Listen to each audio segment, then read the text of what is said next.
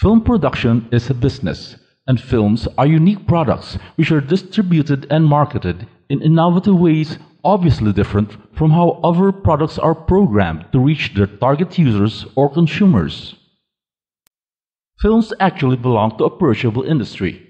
In the Philippines, one movie is usually shown or exhibited every week in the same marketplace, the chains of theaters in Metro Manila and the provinces. During its peak periods in the 80s and 90s, 2 or 3 local films are shown every week in direct competition with Hollywood and foreign movies. By the mid-2000s, the industry is now churning out the lowest output of films in decades. Local films are shown in the same theater clusters or circuits like SM, Robinson, and Grotesco for 1 week or more, depending on their box office strength. Strong films can rack up a theatrical run of 3 or 4 weeks in the major circuits. These same films hit the provincial theaters after a full week run in Metro Manila. Today, films even open simultaneously in key cities across the archipelago.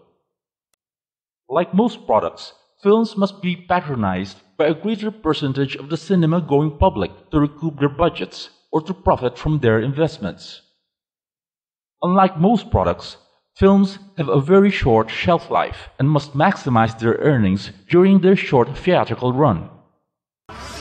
Though films can realize earnings by selling their TV, video, and cable rights, most film producers say that the biggest earnings come from the film's theatrical exhibition nationwide. This proves that it is really foolhardy to release a film without promotion or marketing. The first objective is to build up public awareness about a forthcoming film. The promotion of a film really starts as soon as there is a film project about to be developed. Even during a planning stage, there must already be an awareness that such and such a film is being conceptualized, with right casting and the technical staff, especially the director, being drawn up.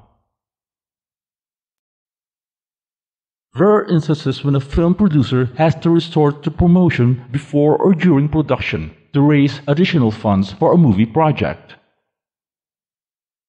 A creatively crafted campaign can surely bring in fresh capital, as a lot of investors are just too eager to jump into a potentially successful venture, either through casual commercial advertising or advance payment for assured booking for theatrical circuits. Awareness for films already in post-production can be realized through press releases or write-ups in movie or showbiz columns. A film which will star box office performers can immediately create excited anticipation from the movie-going public. Marketing and promotion is a continuous, consistent process throughout principal photography when the film is being shot, then post-production, and eventually before its release. Maximized awareness, and the longer the film occupies the public's mind, usually translates into bigger box office earnings. Film production companies employ the same marketing P's like other products being advertised. These are product, promotion, pricing, and place, with the necessary variations where or whenever necessary. But the peak of marketing efforts usually comes during the pre-release period. Veteran producers concentrate the bulk of their promotions budget for this stage of the marketing game. Most producers adhere to the belief that any marketing effort after a film's release is practically wasting promotions money. Booking experience has shown that films that fail to generate interest and to grab the movie-going public's attention in the initial 2 days of showing generally have a hard time recovering at the box office. It is rare that the film picks up strength during its theatrical run. Surprise turnarounds usually happen in cases of good commercial films that benefit from word-of-mouth endorsements by those who initially viewed them. It is very clear that the first requisite for a viable marketing program is to choose where and when to sell your product, in this case, where and when to exhibit your film. For a film to become profitable, it must make good its Metro Manila run, which now accounts for more than 60% of the total box office gross nationwide. This was not the case 2 decades ago, when the theatrical gross in the provinces were always higher than the box office take in Metro Manila. The present system now also requires simultaneous showing of a film in Metro Manila and key cities in the provinces like Cebu City, Davao City, San Fernando, Pampanga, Baguio City, Cabanatuan, Dagupan, and other points in Luzon, the Visayas, and Mindanao. This in some way lessened the harmful effects of piracy that has become a colossal problem for producers. When a producer is assured of theaters for his or her films to be shown, the next problem is the scheduling of the film's exhibition. Timing is a key factor. Marketing and promotions have to make things happen at the right time. How do film producers reach the greatest number of possible viewers? The tri-media outlets of television, radio, and the print media has been harnessed for promotion and marketing of films. Nowadays, even websites in the internet are being used to promote films. Producers also resort to advanced screenings. Full advertising options in coming up with t-shirts, mugs, and school items, or even tie-ups with fast food chains, or even CD soundtracks. And the budget requirements for this entire program can sometimes be astronomical. But the rule of thumb in marketing a film is to set at least 50% of the production budget for promotional expenses. A hefty portion of this budget is allocated to TV and print advertising, with the film's teasers or trailers buying airtime slots in TV channels. Layouts in broadsheet and tabloid newspapers also eat up a big slice of the promotion budget, though not as big as that of TV inserts. But aside from such traditional advertising, producers use the TV and print media for other publicity gimmicks, which can pull in greater and even more dramatic results with, more importantly, lower budgetary expenses. A battery of movie columnists is commissioned to write interesting items, including gossip-oriented write-ups about or interviews with the film's actors and actresses intended for the armies of fans.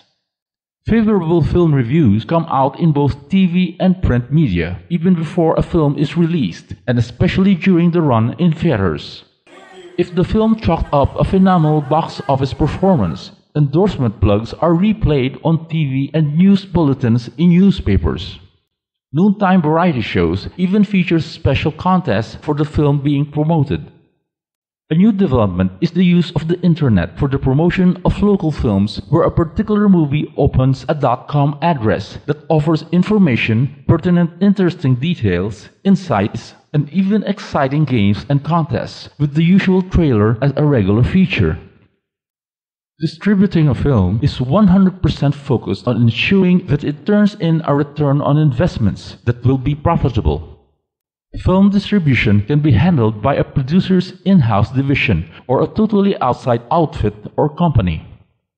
It is sensible for distributors to exclusively handle the marketing and promotions of a film, as they understand the pulse and preferences of the movie-going public at any given time and in places where the films are booked for exhibition.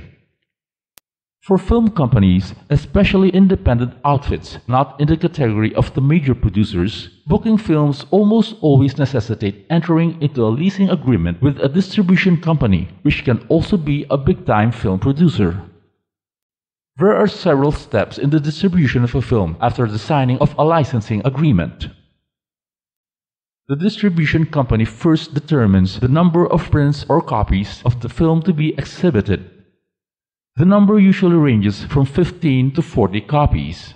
Special screenings are then held for bookers or theater representatives who have expressed interest to show the film under negotiation. The theater representatives negotiate with the distribution company regarding the terms of the lease agreement. Prints are released to the theaters a day before or on opening day. The prints remain with the theaters during the film's engagement. One print may be shared by 2 or 3 theaters, and the process of transferring the prints by reels from one theater to another is called lagare, with the carrier earning the moniker lagarista. After the film exhibition, the theaters send back the prints to the distribution company and then makes the necessary payment for the share of the producer according to the lease agreement. After the sharing of the film, the owner-producer and the distributor settle their own financial contract. The distributor pays a fixed amount for the distribution rights according to the specific clauses in the leasing contract. Under the profit-sharing agreement, the distributor gets a percentage of the net profits. Companies who have their own distribution arms or divisions keep 100% of the net profit, but has no one else to share the cost if the film failed to make it big at the box office. Promotions, marketing, and distribution are integral factors for the profitability of any given film. After the artistic and technical craftsmen have transferred their film into celluloid of a final print for exhibition, it is now the people involved in promotion, marketing, and distribution who must bring a film into a profitable run. Producing films is still a business.